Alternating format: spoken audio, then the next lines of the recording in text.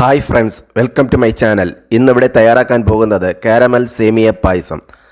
വളരെ ഈസിയും വളരെ ടേസ്റ്റിയുമായിട്ടുള്ള ഒരു കാരമൽ പായസം നിങ്ങൾക്കും തയ്യാറാക്കാം. Welcome to the video.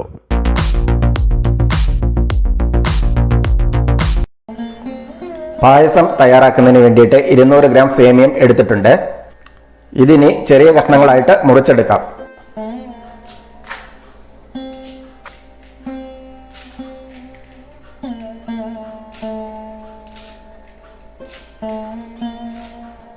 സേമിയം ചെറിയ കഷ്ണങ്ങളാക്കി മുറിച്ചെടുത്തിട്ടുണ്ട്. ആദ്യമായി പായസത്തിന് ആവശ്യമായ അണ്ടിപ്പരിപ്പും ഉണക്കമുന്തിരിയും വറുത്തെടുക്കാം. അതിനായി ഒരു പാൻ അടുപ്പത്ത് വെച്ച് ചൂടാക്കി അതിലേക്ക് 2 ടേബിൾ സ്പൂൺ നെയ്യ് ഒഴിച്ചു കൊടുക്കാം.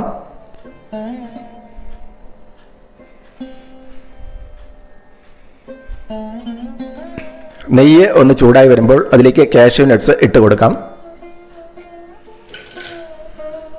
കാഷ്യൂ നട്ട്സ് ഒന്ന് ഗോൾഡൻ ബ്രൗൺ കളറായി വരുമ്പോൾ ഇതിലേക്ക് ഉണക്കമുന്തിരി ഇട്ട് കൊടുക്കാം. ഉണക്കമുന്തിരിയും ചേർത്ത് നന്നായിട്ട് വറുത്തെടുക്കാം. ഇനി ഇത് നമുക്ക് കോരിയെടുക്കാം.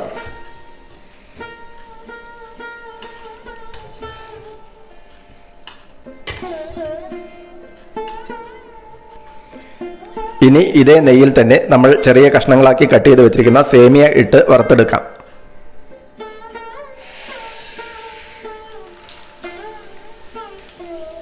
സേമിയം ചേർത്ത് നന്നായിട്ടൊന്ന് വറുത്തെടുക്കാം. റോസ്റ്റഡ് സേമിയ ആണ് വാങ്ങുന്നതെങ്കിലും ഒന്ന് നെയ്യിലിട്ട് ചൂടാക്കി എടുക്കുക. ഞാനിപ്പോൾ ഇവിടെ ഉപയോഗിക്കുന്നത് റോസ്റ്റ് ചെയ്യാത്ത സേമിയ ആണ്. സേമിയം വറുത്തെടുക്കുമ്പോൾ തീ മീഡിയം ഫ്ലെയിമിലിട്ട് വറുത്തെടുക്കുക. സേമിയം ബ്രൗൺ കളറായി വന്നു തുടങ്ങിയിട്ടുണ്ട്. ഇനി നമുക്ക് തീ ഓഫ് ചെയ്യാം. തീ ഓഫ് ചെയ്താലും കുറച്ച് സമയം കൂടി ഇളക്കി കൊടുത്തുകൊണ്ടിരിക്കുക. കാരണം പാത്രത്തിൻ്റെ ചൂട് കൊണ്ട് സേമിയം കരിഞ്ഞു പോകും. ഇനി ഇത് നമുക്ക് മാറ്റി വയ്ക്കാം. പായസം തയ്യാറാക്കുന്നതിന് വേണ്ടി അടി കട്ടിയുള്ള ഒരു ഉരുളി അടുപ്പത്ത് വെച്ച് ചൂടാക്കിയെടുക്കാം. അടുത്തതായി നമുക്കിനി പഞ്ചസാര ഒന്ന് കാരമലൈസ് ചെയ്തെടുക്കണം. 1/2 കപ്പ് പഞ്ചസാര ഇട്ട് കൊടുക്കാം. പഞ്ചസാര നമുക്കൊന്ന് ഉരുകി കിട്ടണം.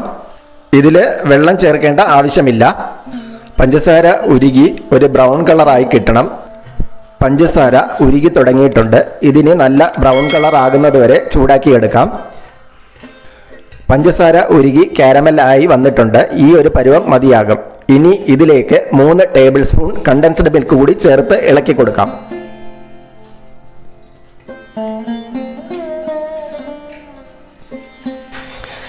കണ്ടൻസ്ഡ് മിൽക്കും ചേർത്ത് നന്നായിട്ടൊന്ന് ഇളക്കിയെടുക്കാം.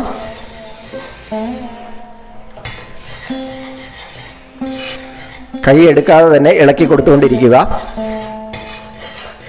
ഇനി ഇതിലേക്ക് 1.5 ലിറ്റർ പാൽ ഒഴിച്ചു കൊടുക്കാം.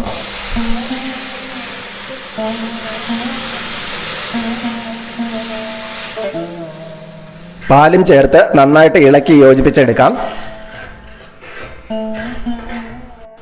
ഞാനിവിടെ ചൂടാക്കാത്ത പാലാണ് ഒഴിച്ചു കൊടുത്തിരിക്കുന്നത്. കൈയെടുക്കാതെ തന്നെ ഇളക്കി കൊടുത്തുകൊണ്ടേ ഇരിക്കുക. ഇനി ഇതിലേക്ക് 1/2 ലിറ്റർ വെള്ളം കൂടി ചേർത്ത് കൊടുക്കുക.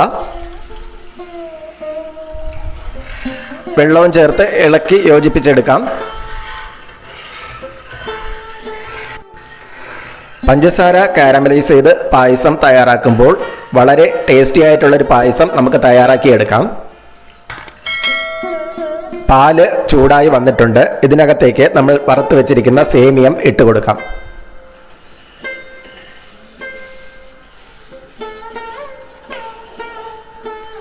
സേമിയം ചേർത്ത് നന്നായിട്ട് ഇളക്കി യോജിപ്പിച്ചെടുക്കാം.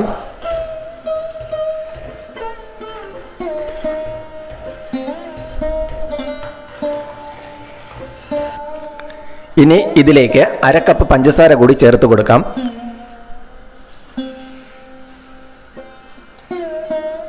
പഞ്ചസാരയും ചേർത്ത് നന്നായിട്ട് ഇളക്കി യോജിപ്പിച്ചെടുക്കാം.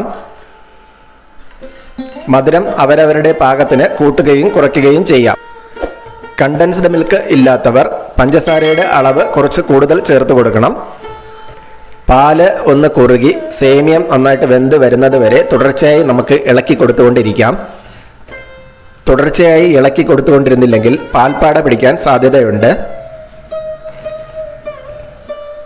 പാല് ഒന്ന് കുറുകി സേമിയ നന്നായിട്ട് വെന്ത് വന്നിട്ടുണ്ട്. ഇനി ഇതിലേക്ക് 8 ഏലക്ക പഞ്ചസാരയും ചേർത്ത് പൊടിച്ചത് ഇട്ട് കൊടുക്കാം. ഏലക്ക പൊടിയും ചേർത്ത് നന്നായിട്ട് ഇളക്കി യോജിപ്പിച്ചെടുക്കാം. മധുരം ഒന്ന് ബാലൻസ് ചെയ്യുന്നതിന് വേണ്ടി ഇതിലേക്ക് 1/4 ടീസ്പൂൺ അളവിൽ ഉപ്പ് ചേർത്ത് കൊടുക്കാം. ഉപ്പും ചേർത്ത് നന്നായിട്ടൊന്ന് ഇളക്കി യോജിപ്പിച്ചെടുക്കാം. പായസം ഒരുപാട് അങ്ങ് കുറുകി പോവേണ്ട ആവശ്യമില്ല. ഇത് ഇരിക്കും തോറും കുറുകി വരും. അതുകൊണ്ട് ഈ ഒരു കൺസിസ്റ്റൻസിയിൽ നമുക്ക് കാഷ്യൂ നട്ട്സും മുന്തിരിയും ചേർത്ത് കൊടുക്കാം. അണ്ടിപ്പരിപ്പും മുന്തിരിയും ചേർത്ത് നന്നായിട്ടൊന്ന് ഇളക്കി യോജിപ്പിച്ചെടുക്കാം. വളരെ ടേസ്റ്റി ആയിട്ടുള്ള കാരമൽ സേമിയ പായസം ഇവിടെ റെഡിയായി വന്നിട്ടുണ്ട്. നിങ്ങളെല്ലാവരും ഇതൊന്ന് ട്രൈ ചെയ്ത് നോക്കുക. വീഡിയോ ഇഷ്ടപ്പെട്ടാൽ ലൈക്ക് ചെയ്യാനും ഷെയർ ചെയ്യാനും സബ്സ്ക്രൈബ് ചെയ്യാനും മറക്കരുതേ. മറ്റൊരു വീഡിയോയുമായി വീണ്ടും കാണാം. Thanks for watching.